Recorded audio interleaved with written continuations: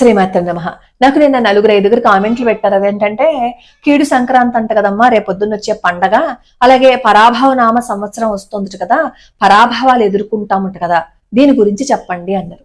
మొదట కీడు సంక్రాంతి, దాని గురించి మాట్లాడదాం. అసలు పండగ, మనకి సంక్రాంతి పండగ అంటే శోభను తీసుకొచ్చేది కదా, పాడి పంటలు ఇంటికి వస్తాయి, లక్ష్మీ కళ ఉట్టి పడుతుంది. అలాంటి సంక్రాంతిని పట్టుకుని అసలు పండుగ కీడేంటండి బాబు? అసలు మాట్లాడే వాళ్ళకి కూడా అర్థం ఉందా?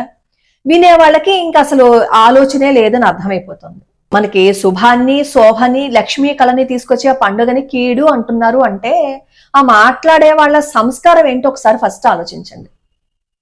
ఎటువంటి కీడు లేదు, మనకి పండుగ శోభని తీసుకొస్తుంది తప్ప కీడుని తీసుకుని రాదు. అలాగే ఎలా చేసుకోవాలండి, పెద్దలకి బట్టలు అవన్నీ పెట్టుకోవాలి అంటే ఏ నియమాలు పాటించాలి, ఎలా పెట్టుకోవాలి అని అడుగుతున్నారు. ప్రాంతాన్ని బట్టి, ఎవరి కుటుంబాన్ని బట్టి, ఎవరి ఆచారాన్ని బట్టి వాళ్ళ ఇళ్లల్లో పద్ధతులు ఉంటాయి. ఎవరింట్లో పద్ధతి వాళ్ళకే తెలుస్తుంది. మీ ఇంట్లో పద్ధతి నాకు తెలియదు, మా ఇంట్లో పద్ధతి మీకు తెలియదు. చాలా మంది సంక్రాంతికి పెద్దలకి బట్టలు పెట్టుకుంటాము అని అంటారు, కానీ కొంతమంది సంక్రాంతికి బట్టలు పెద్దవాళ్ళకి పెట్టుకోరు. మరి అందరినీ ఒకే ఘాటను కట్టేయకూడదు కదా. కాబట్టి సంక్రాంతి పండుగ, అసలు ఏ పండుగ అయినా సరే వాళ్ళ ఇళ్లల్లో ఆచారాలని అనుసరించి మీరు చేసుకోండి. అప్పుడు ఎటువంటి ఇబ్బంది ఉండదు, ఎటువంటి గొడవ ఉండదు, ఎటువంటి అనుమానాలు ఉండవు. ఇంట్లో పెద్దవాళ్ళని అడిగితే అన్ని చెప్పేస్తారు. ఒకవేళ మీ ఇంట్లో అడగడానికి ఎవరు లేరు అని అనుకోండి, ఆ ఊరి సంప్రదాయం ఉంటుంది కాబట్టి దగ్గరలో ఉన్న ఆలయానికి వెళ్ళి అక్కడ అర్చకులని అడగండి.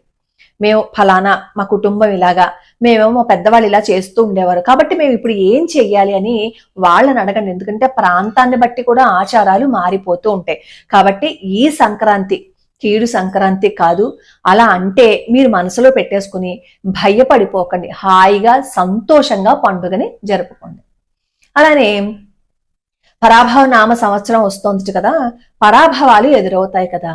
అంటే పేరుని బట్టి తలరాత మారిపోతుందా, జీవితం మారిపోతుందా? అయితే ఆ లెక్కన వికారి నామ సంవత్సరం అంటే అందరికీ వికారాలు వచ్చేసాయా చెప్పండి?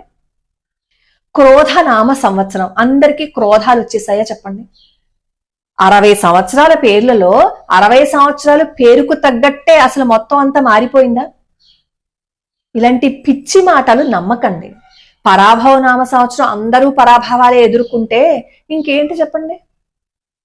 ఏదైనా సరే జాతకం, వాళ్ళ ఇండివిజువల్ జాతకం మీద ఆధారపడి ఉంటుంది. ఆ జాతకం కూడా చాలా లోతుగా పరిశీలన చెయ్యాలి.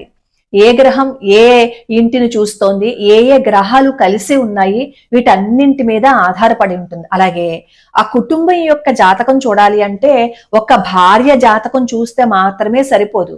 ఆ భార్యది, భర్తది, పిల్లల్ది చూసి అన్నింటినీ కలిపి అప్పుడు ఆ కుటుంబానికి జాతకం చెప్తారు తప్ప ఎవరి ఇండివిజువల్ జాతకం చూసి ఆ కుటుంబానికి ఈ పరిస్థితులు ఉంటాయని ఎవరూ చెప్పలేరు, చెప్పరు కూడా.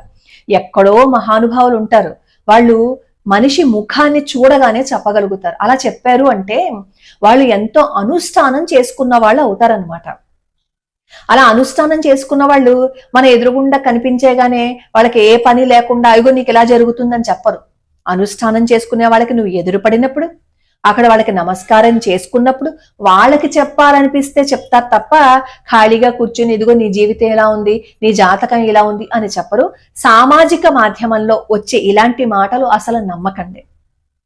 ఒకవేళ మీకు నిజంగానే భయం అనుకోండి, అమ్మో పరాభవనామ సంవత్సరం వస్తోంది కాబట్టి ఏవైనా ఇబ్బందులు ఎదుర్కొంటాము ఏమో అని మీకు అనుమానం వచ్చిందని అనుకోండి, వెంకటేశ్వర స్వామి వారి సుప్రభాతము, వజ్ర కవచము, నారసింహస్వామి వారి స్తోత్రాలు, సర్వమంగళ అమ్మవారి అష్టోత్తరము ప్రతి నిత్యము చేసుకోండి. ఎటువంటి గ్రహ బాధలు ఉండవు, ఎటువంటి కష్టాలు ఉండవు. మీకు ఏవైనా గ్రహాలు అనుకూలించట్లేదు అన్నా, జాతకం బాగుండట్లేదు అన్నా ఇవి చేసుకోండి, జీవితం బాగుంటుంది. మనం మనుషుల్ని నమ్ముతాం కానీ భగవంతుణ్ణి నమ్మం. భగవంతుణ్ణి నమ్మేమో అనుకోండి, ఆయన పాదాలు పట్టుకున్నాము అనుకోండి, మనకి ఏదైనా పెద్ద కష్టం రావాల్సి ఉంటే అది చాలా చాలా చిన్నగా చేసేస్తారనమాట భగవంతుడు. లోయలో పడిపోయే మనం గోతులో పడతాం అనమాట. పడతాం ఎందుకంటే మనకి రాసిపెట్టి ఉంటే. కానీ ఆ పడేదేంటి? లోయలో పడి కాళ్ళు చేతులు విరగొట్టేసుకుని ప్రాణాలు పోగొట్టుకునేదానికంటే ఆ గోతులో పడతాం, చాలా చిన్న దెబ్బతో బయట పడిపోతాం అనమాట భగవంతుడి పాదాలు పట్టుకుంటే.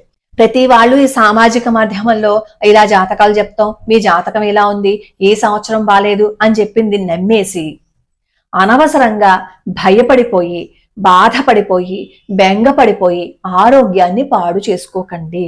హాయిగా సంతోషంగా పాజిటివ్ గా ఆలోచించండి. నెగిటివ్ గా ఆలోచిస్తున్నంతసేపు మన జీవితం ఎప్పుడు నెగిటివ్ గానే ఉంటుంది. మన ఆలోచనలే మన ఆరోగ్యం. మన ఆలోచనలు సరిగ్గా ఉన్నంతసేపు మన ఆరోగ్యం బాగుంటుంది. మన ఆరోగ్యం బాగుంది అని అనుకోండి, మనం చక్కగా ఉండగలుగుతాం, భగవత్ సేవ చేసుకుంటాం. భగవత్ సేవ చేసుకున్నాము అని అనుకోండి, ఆయన అనుగ్రహం అనుకుంటుందా, అప్పుడు మన జీవితం మారిపోతుంది కదా. ఎటువంటి అనుమానాలు పెట్టుకోకండి. అందరూ హాయిగా చక్కగా సంతోషంగా మీ ఇంటి ఆచారాలను అనుసరించి పండుగ చేసుకోండి.